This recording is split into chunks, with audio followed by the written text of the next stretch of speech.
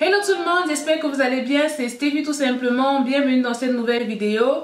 Donc comme vous l'avez vu au titre, aujourd'hui je vais vous montrer comment j'ai obtenu ces petits reflets dorés en essayant de faire un balayage sur ma perruque. Donc voilà le résultat. Je vais vous montrer toutes les étapes que j'ai effectuées pour avoir ce résultat là.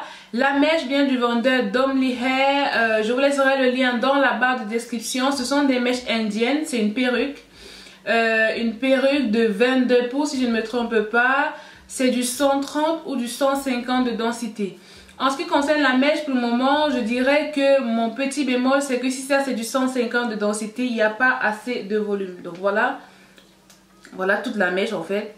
Donc si vous êtes fan des mèches pas trop touffues, cette mèche là elle est parfaite, mais je vous dirai en barre de description si c'est du 130 ou si c'est du 150, je ne me souviens plus bien au moment où je fais la vidéo. Vous le savez, généralement j'aime bien donner un avis définitif sur la mèche après 2 à 3 semaines voire un mois d'utilisation. Donc n'hésitez pas à revenir dans un mois pour voir mon avis définitif sur cette mèche là.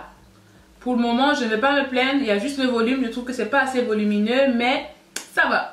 Donc je vous laisse dans la suite de la vidéo, assez blablaté, il y a toutes les informations pour commander la mèche, pour avoir le code promo dans la barre de description. Abonnez-vous si ce n'est pas encore fait, likez la vidéo si elle vous plaît et puis on se voit très vite pour d'autres vidéos.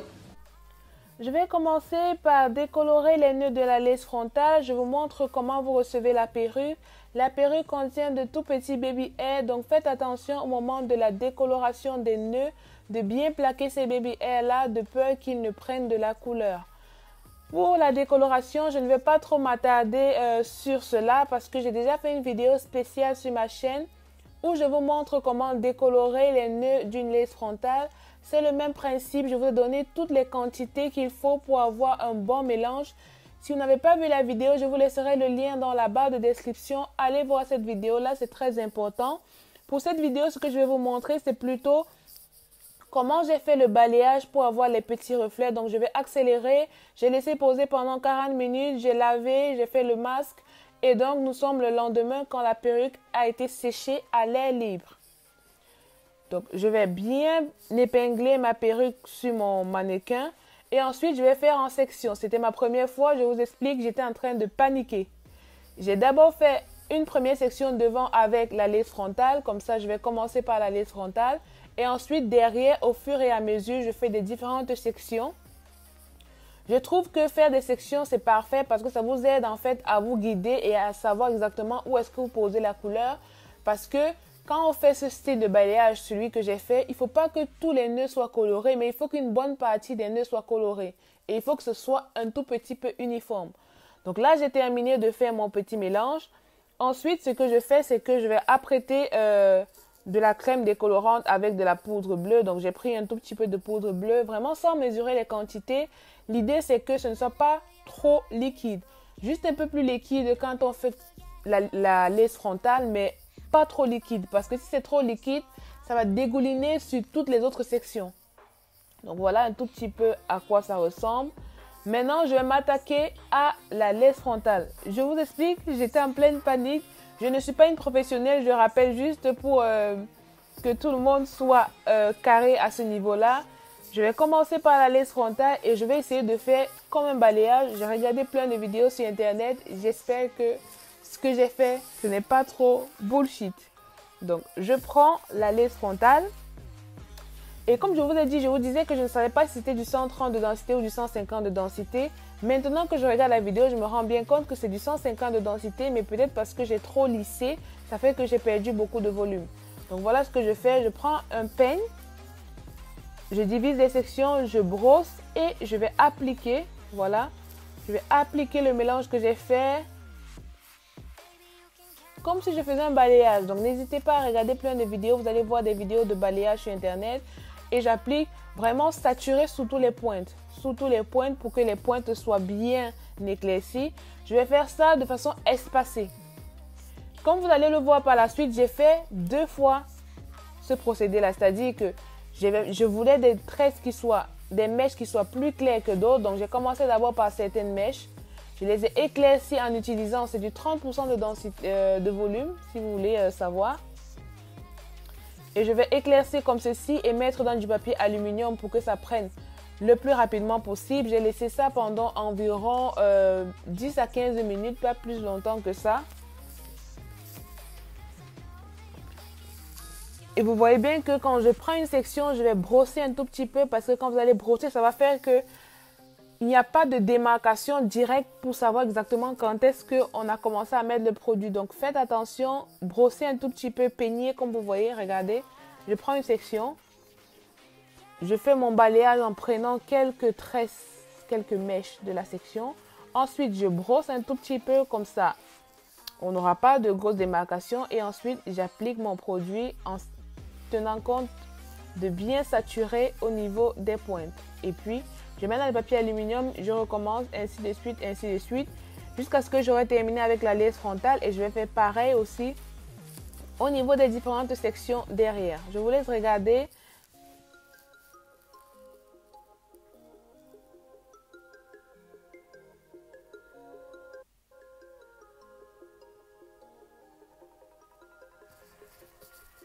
Si vous voulez un style précis, n'hésitez pas à mettre un peu plus de produits sur des zones spéciales que vous voulez éclaircir. Moi, j'avais vraiment pas trop de but. Je voulais juste que le devant soit un peu plus clair que le derrière. C'est pour ça que j'ai commencé par le devant. Mais si vous voulez que ce soit l'inverse, commencez par derrière et remontez devant. Donc, comme vous voyez, je laisse vraiment beaucoup de zones qui sont encore noires que je ne vais pas décolorer parce que je vais le faire lors de la deuxième partie. Au bout de 15 minutes, ce que je fais, c'est que je fais un second mélange, toujours avec de la poudre bleue et de la crème à 30% de volume. Un mélange qui sera toujours pas très liquide, un peu pâteux, pour éviter que ça dégouline sur toutes les sections. Je vais appliquer ce mélange sur certaines zones noires qui n'ont pas encore été décolorées. Surtout si vous voulez avoir plein de reflets, ne les faites pas sur toutes les mèches. Donc je vais sélectionner quelques mèches au hasard, je vais appliquer le produit en saturant bien sûr au niveau des pointes. Étant donné qu'il y a une différence d'environ 15 à 20 minutes entre la première partie qui est en aluminium et la deuxième partie que je ne mettrai pas dans l'aluminium, c'est ça qui va permettre de donner le petit reflet que vous voyez que j'ai obtenu à la fin. Donc j'ai laissé ce mélange ici pendant aussi 15 minutes, donc ça fait en tout 30 minutes. Peut-être que j'aurais pu laisser un peu plus le premier qui était en aluminium pour que les reflets soient un peu plus clairs, mais c'est pas très grave. Moi, ça me va assez bien comme ceci. Donc, vous pouvez, au moment où vous voulez en fait appliquer la deuxième partie, vous pouvez déjà ouvrir et regarder. Bon, là, j'ai laissé 15 minutes et là, je vais juste retirer. Au bout de 30 minutes, j'ai juste retiré en fait l'aluminium. Ça ne va pas faire des nœuds au moment de rincer, ça va vraiment se rincer très facilement. Et même si j'ai, on va dire quoi, froissé les cheveux, ça va se rincer facilement. Je vais démêler avec ma brosse Denmal. Donc voilà le résultat. Je voulais vraiment que le devant soit un peu plus clair que le derrière. Puis j'ai pris mon shampoing et puis bien sûr un shampoing bleu. J'ai rincé la mèche et lorsque j'ai fini de rincer, comme vous voyez, j'ai utilisé de la patine. La patine, c'est très important quand vous faites de la décoloration. Ça permet de retirer tous les reflets orangés dégueulasses qui apparaissent souvent quand on fait de la décoloration. Je vous mettrai les informations dans la barre de description. Par contre, au niveau de la patine, vous devez mélanger la patine à la crème décolorante. J'ai utilisé de la crème décolorante à 10% de volume. Il ne faut pas utiliser très fort. J'ai mélangé le tout et puis j'ai appliqué sur le cheveu comme vous voyez. Vraiment, j'ai appliqué, j'ai laissé reposer pendant environ 10 minutes, 10 à 15 minutes. De toute façon, c'est écrit sur le sachet de la patine. Ça vous dit bien combien de temps il faut laisser. Et voilà le résultat le lendemain quand j'ai bien sûr laissé sécher à l'air libre. C'est là que je me rends compte que regardez là, on voit bien qu'il y a du volume. Donc, je pense que j'ai un peu foiré en lissant la mèche parce que quand j'ai lissé la mèche, vous allez voir que j'ai perdu beaucoup de volume. Mais je vais me rattraper, je ferai une autre vidéo où je ne vais pas la lisser pareil pour voir quel est vraiment le volume de cette mèche-là. Pour avoir un avis qui est plutôt, on va dire, réel. Parce que là, je pense que comme j'ai trop lissé, j'ai perdu un tout petit peu de volume. Ensuite, j'ai dû faire donc le devant. Vous savez bien que j'utilise ma pince à épiler pour dégarnir et avoir un aspect plutôt très clean. J'ai déjà montré une vidéo pareille, donc je ne vais pas trop m'attarder pour ne pas être très long. J'applique un peu d'huile, un peu de protecteur de chaleur avant de lisser la mèche. Vous voyez bien que là, on a du volume et quand j'ai lissé, on a perdu un peu plus de volume. Mais bon, je vais essayer de me rattraper pour la prochaine fois. Je pense même que cette mèche-là n'a pas besoin d'être lissée parce que elle est pas, voilà, elle n'a pas besoin d'être lissée. Je crois que j'ai abusé. Mais c'est pas grave, c'est pas grave. C'est Stéphie, elle fait ses erreurs, elle les assume et basta. Donc voilà le résultat final. Regardez, vous voyez au niveau de la couleur ce qu'on a. On a un mélange de plusieurs marrons que je kiffe. Je kiffe trop. Pourtant, j'avais peur. J'ai vraiment eu peur de cette décoloration.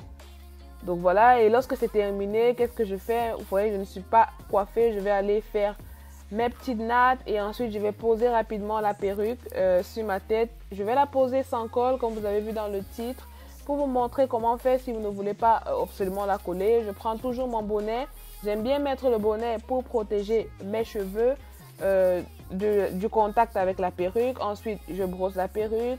Voilà ce que ça donne. Ensuite, qu'est-ce que je fais? C'est toujours la même chose. Je prends ma paire de ciseaux pour couper et avoir le résultat que je veux. Donc, je prends, je coupe. Comme je le dis toujours, si vous voulez couper et que ça fasse vraiment plutôt naturel, coupez en zigzag. Donc, j'essaie de couper en zigzag comme ceci à la caméra. C'est pas très compliqué, mais si vous voulez, vous pouvez poser en fait sur le mannequin pour couper. Mais moi, j'aime bien couper sur ma tête, comme ça, je vois exactement ce que ça donne.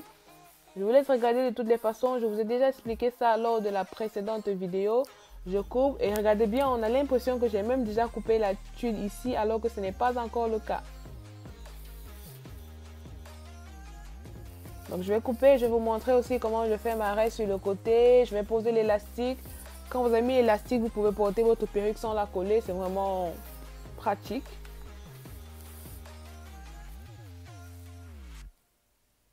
Donc pour couper, faites attention, surtout quand il y a les baby hairs. Arrêtez bien les baby hairs parce que si vous les coupez, bah, vous n'aurez plus de baby hairs. Donc voilà ce que ça donne. Ça prend du temps, c'est parce que j'ai accéléré, mais en général, ça me prend environ 15 à 20 minutes pour bien couper parce que je prends mon temps, je ne suis pas pressée.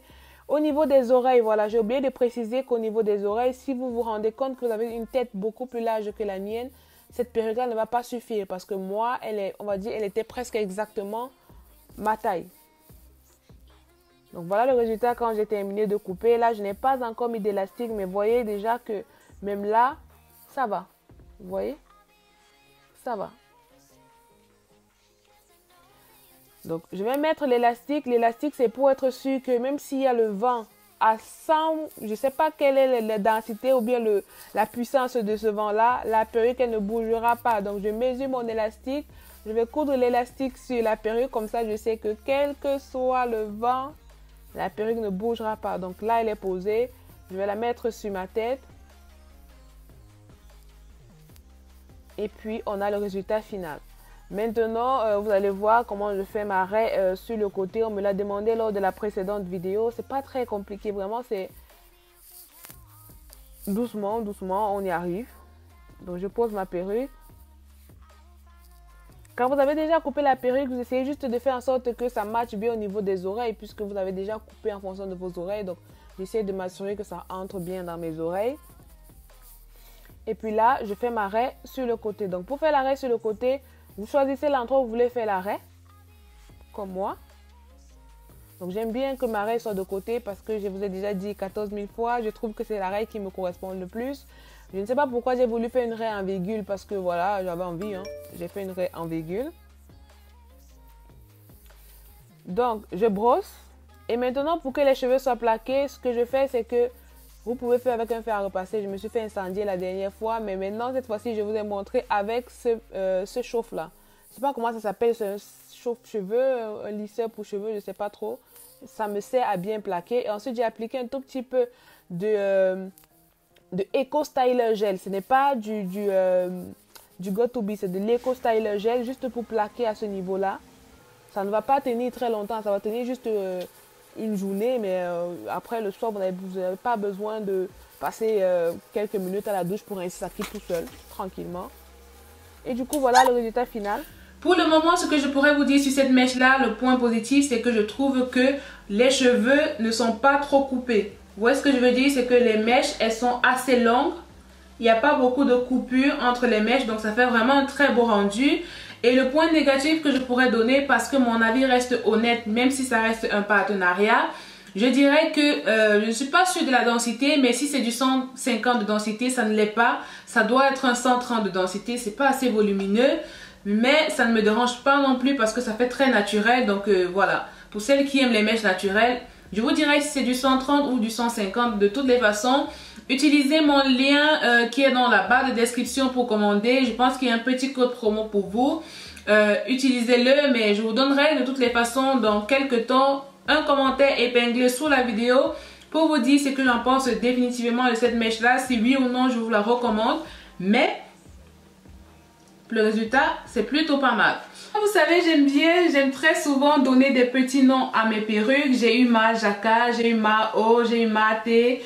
Et maintenant, j'ai cette nouvelle-là. Je ne sais pas encore comment je vais l'appeler. Mais comme d'habitude, nous allons faire le vote sur Instagram et sur Snapchat. Donc, n'hésitez pas. Rajoutez-moi sur Instagram et sur Snapchat et nous allons voter ensemble pour savoir comment est-ce que nous allons l'appeler. Donc, ça sera toujours ma quelque chose parce que j'aime bien ça. Voilà, donc n'hésitez pas. Rajoutez-moi sur Instagram, rajoutez-moi sur Snapchat, likez la vidéo si elle vous plaît, abonnez-vous si ce n'est pas encore fait, partagez et activez la petite cloche.